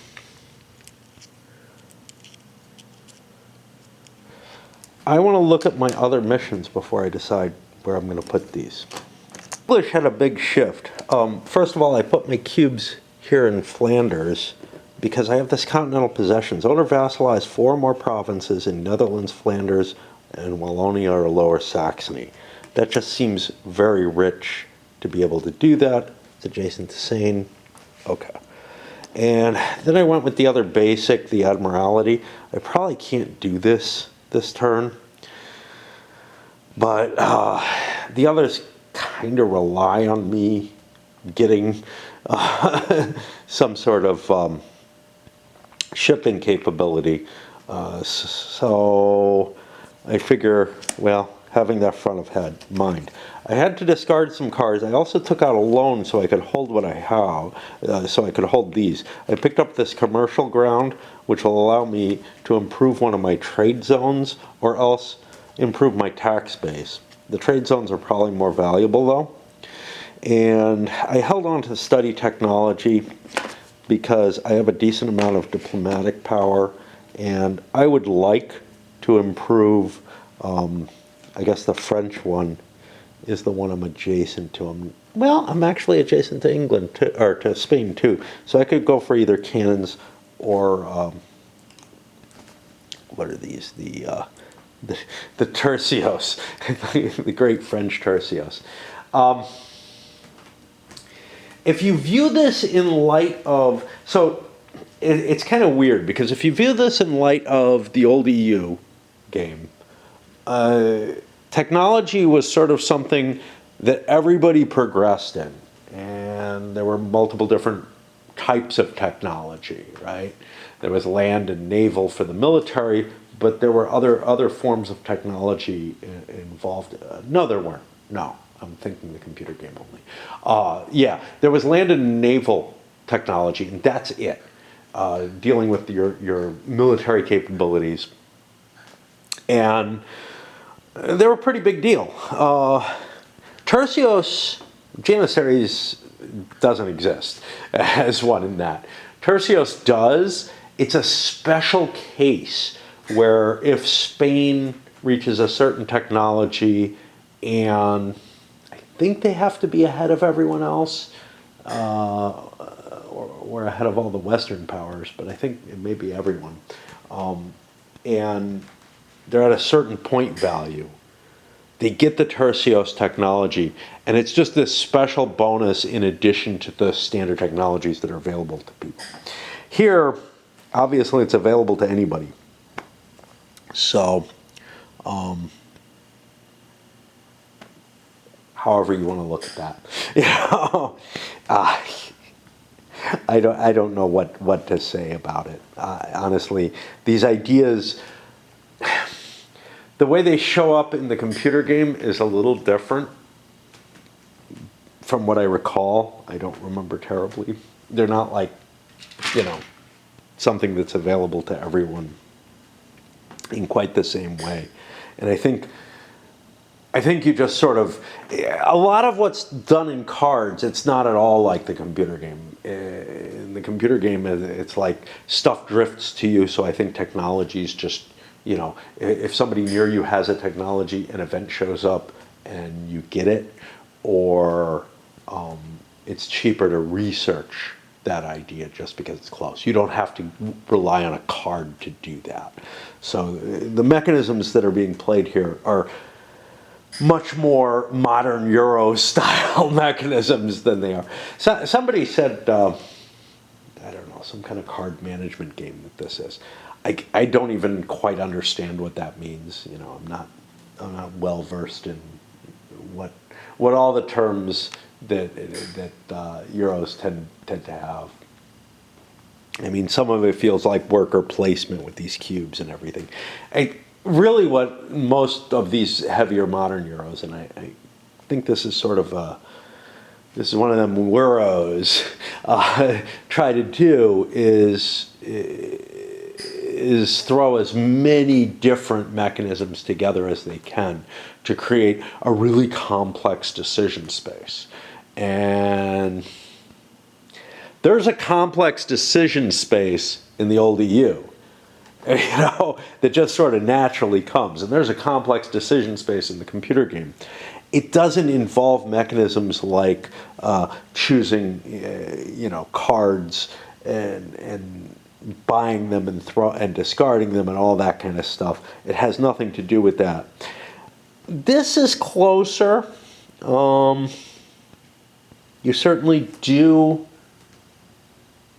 invest in certain sides of things, if I recall correctly, but a lot of the rest of it is just not.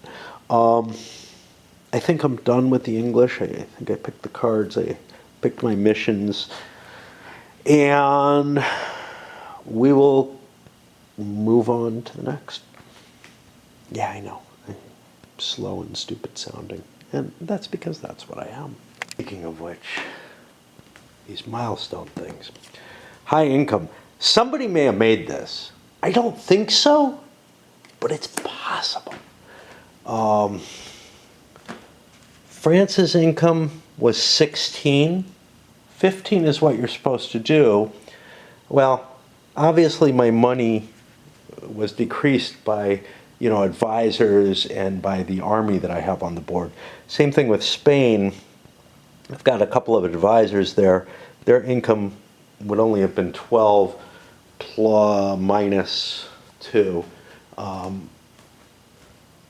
Turkey is at 16. Let me just check this. 9, 10, 11, yeah. Is at 16 as well as France. I would have been closer. 15, 14. Pay that whole thing, don't I? I think so. So that's like 10. So yeah, I think we're not there. But some of these choices might have been made differently in order to gain advantage of this. But the advantage is so small. Sure, there's the big prestige jump, and that's how you win the game. But we're really early in the game, and it seems more important to try to get the little engines going, right? Because it's a Euro, man. And, a couple of cubes as the other bonus, so minor that I just don't see aiming for these that much. But one of the problems is there's so much spread out that you have to be aware of and understand. I have enough trouble with a game like, and I've mentioned this before, Age of Renaissance, where I got a sheet of paper, a play aid, that tells me all the stuff kind of that I need to be able to see, all placed in one place. In this game, this stuff's got to be somewhere, maybe blow it up and put it on a whiteboard or something. But, having a couple little cards, it's probably easier for me in a solo game than it is with everybody all over the table and people in the way where you can't get to the cards as easily. These are tiny little cards. It's going to be very hard to keep these suckers in mind. It almost feels like everybody should have like a sheet with this information on it. The problem is this information is, even if you had a sheet, it would be a complex sheet like an Age of Renaissance.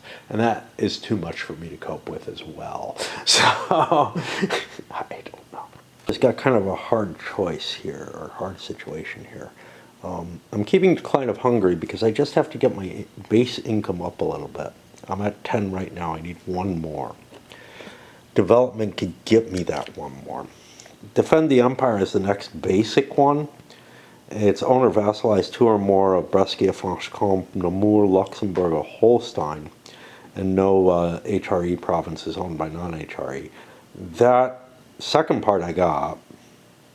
The first part, well, I figure if I kind of go more peaceful because war did not work for me, that'll work fairly well, but I'm a little troubled by it all. And then I have a huge handful of cards. Now, I drew one admin and 2 diplomatic. I'm throwing a bunch of stuff away that I don't want, but I've still got like 5 cards that I kind of want. I only have $10. That would be those 5 cards. So I have to kind of think real hard. what can I actually play and use? So central authority allows me to increase stability. That would help a lot. This does adjust the cost by current stability, but 3 for a stability is much better than 5. Of course, doing this only once is not great, but I get up to 3 shots at it. So that looks like a great card. The other admin is Man of the Church. Now this is going to cost me money.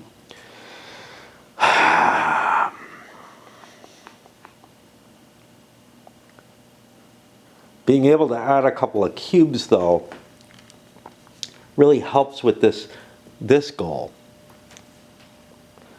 Subjugate really helps with that other goal. A royal marriage would help with that. That I want to hold on to. Those are... Now, I'm not going to be able to subjugate the Burgundians, right? They've got a fairly large 2, 3, 4, 5, 6, 7, 8 tax base, I think. That's more than I can deal with, at least without the royal marriage. But it's appealing, you know. New alliance. Put a couple of cubes in, take a couple of cubes out. This may be just too expensive. Let's throw that. Royal marriage, though, looks, again, so useful, and especially in conjunction with this. What does this cost me? So it cost me 1 plus 2 and 2 more to get 2 cubes, if that's what I want to do. If I want to take the church, that's a different situation. 1 plus 2 and 2 more. Well, 1 diplomacy plus 3 would get me those 2 cubes anyway. So this seems like a less valuable thing. So I think I'm going to discard a bunch and only hold $6 worth, because I just don't have the income or the current capital to be able to take advantage of all of this. It also means, though, that I'm throwing away advisors who might help me in the long run. It's hard to decide what you want to keep. You get I'm getting a big flow of cards, mainly because I had a lot of cards that were in my hand. And decided they went for diplomacy. They're keeping the same cards. They drew 3 diplomacy cards, but they got a couple of naval traditions. They decided there's only a couple of cards they want to hold, which is nice.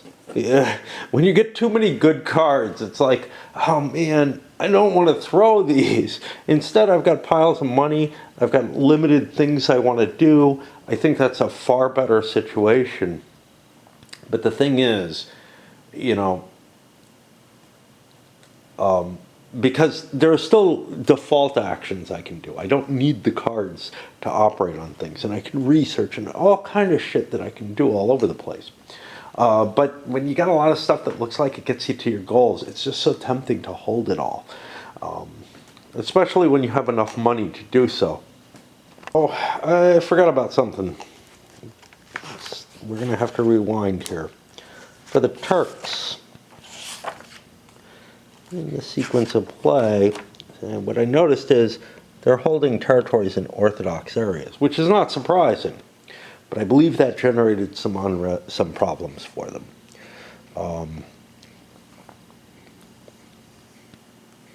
I don't remember where, though.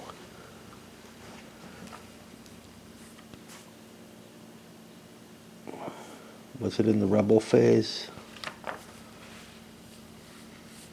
Yeah. Players who have religious dissent must add 1 to each of their things. Yeah.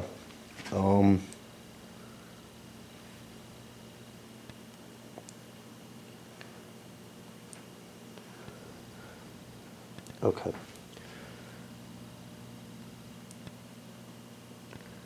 I also have a problem here. So this also goes into unrest because vassals. See, I know that this is all Catholic except for this, which we should have had one there too. Okay. But here, I've got to generate me some unrest in all of these territories. I think this is all Muslim. This is mixed. Right? Yeah. Wow. This is reminding me of empires of the Middle Ages. Just the, oh look, unrest is showing up everywhere. There's not much I could do about it. I am going to want to convert realms, but I didn't have the power to do it after I captured this. But now seeing that, that's going to cause me some issues. I'm real iffy about this new alliance card. It states remove any 2 cubes from target NPR, then add 2 of your own cubes. That feels like something you have to do. If you don't have cubes that you can remove, I don't think you can do this by the way that the rules are stated. I'm going to look at the cards and make sure that's the case, that I'm not just thinking events. I'm so fucking tired at this point. My sleep schedule is so screwed up, and I've still got like huge things to do in my computer game.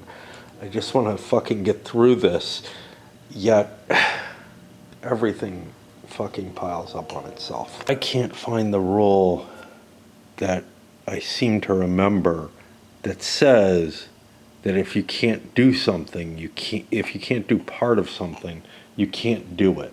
So like in actions, I don't see anything for that. And I'm just so tired that I can't fucking, like, cope, really. The action cards I looked through. Okay. So here's how it goes. The Monarch player on an action card is indicated at the card's top.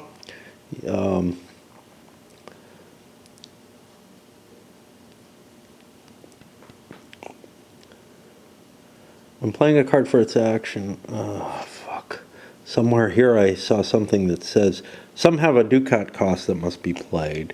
Okay. I'm looking for choices and ors or something along those lines because I feel like that's where it would be. Maybe. But here it says, if the event offers a choice, choose only one to resolve. Doesn't say anything about this.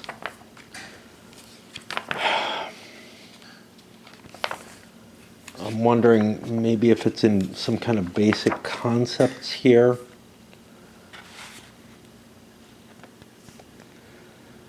I just seem to remember something. Oh, token limits. That's not what I'm looking for, but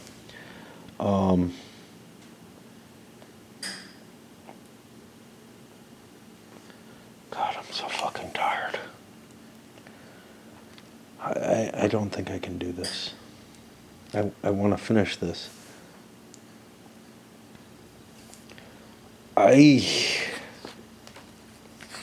don't fucking know. Terms, maybe, I don't know. There's just so many places this could be, and I'm not finding it, and I vaguely remember it, and when I remember things, usually they exist. It's not always the case.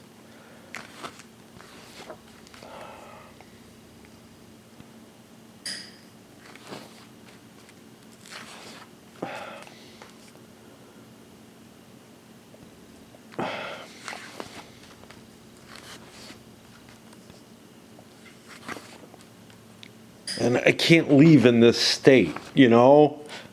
That's what's pissing me off. But I don't think I have a goddamn choice. Because I'm too fucking tired to play like this. Just I'm having to look up rules on nearly everything I do in the game. And that is... Now, maybe it's in the events, but no, this is about preparing them and shit like that. Event display, what the fuck? Okay, that's that. General event guidelines. Some events only apply if certain listed conditions are met. That doesn't feel like this. When required to make a choice, if you cannot meet the requirements or pay the costs of one of the two options, you must pick the other option. If unable to pick for either option, pick either one of them.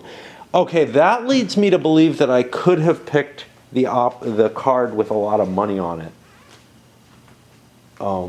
This is what I'm looking at. So I think I can do this even if I can't remove two enemy things. That's not a cost per se. It's also not an event.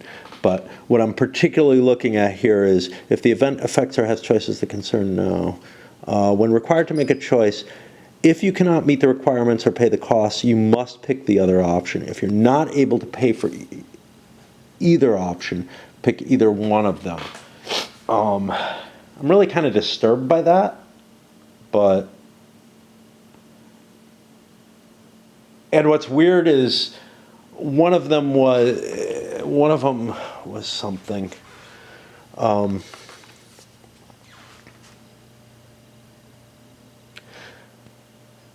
yeah, so I think this would have done me no good but given me money, which might have been a good thing. Britain needed money. Instead, I had to take this, which says you lose this, which to me isn't a cost, right? But that wasn't an option either, so that's not really at stake. But I think I could have picked that other one just for the money, and I wouldn't have gotten anything out of it, whereas I got like a military cube out of the other one. But honestly, I think like there was, I don't know if there was $4 or $6 on the one. God. Anyway. Difficulty is in determining what is a cost and what isn't for one of these. So for example, this says remove any 2 cubes from a target NPR and add 2 of your own. I think if you only have your own, you have to remove 2. And then put them back. But this subjugate says discard cubes from a target NPR, presumably your own, equal to the target's base tax value plus any opponent. 2, I think that's what the word is there. It's so hard to read.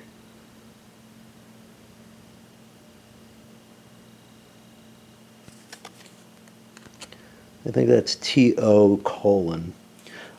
Do one of these things. So in order to do this, not only do you have the requirement, but you also have to pay by discarding a sufficient number of cubes, which is why what we're doing with Spain here is trying to get the cubes up to the level where we can do that. But, you know, the difference between remove and discard, whether or not one requires something, this,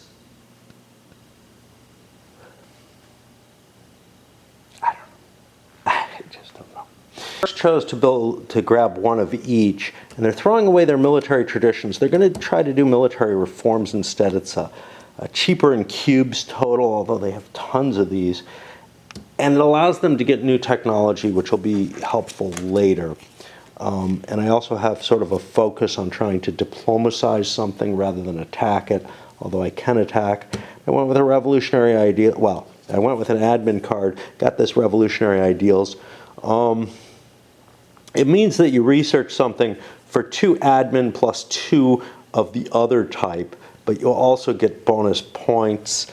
Sounds good. As long as I do it before I do the reforms, I'll be okay. I'm not going to pay for this. I have a ton of money, and it might not be a bad idea to hold it, but I just don't think I can. I'm putting this here. Although, you know, like I said, I'm going to load this up at this point. Even though we've dug into sort of the next half of the deck? No, the second quarter of the deck. There's 4 of these rounds in each deck, so this is the second quarter already that we're starting. But I wanted to go through this part because I feel like this kind of sets the stage for everything and lets you know what the other, and it's also kind of boring, you know. So much of this is, though, I'm sure. For me, it's more frustrating than boring. But anyway, I wanted to get through all this because it feels sort of like the change of turn type thing. I won't do this when I actually switch ages, I'll tell you that much, because I want to start a new age from the beginning of it.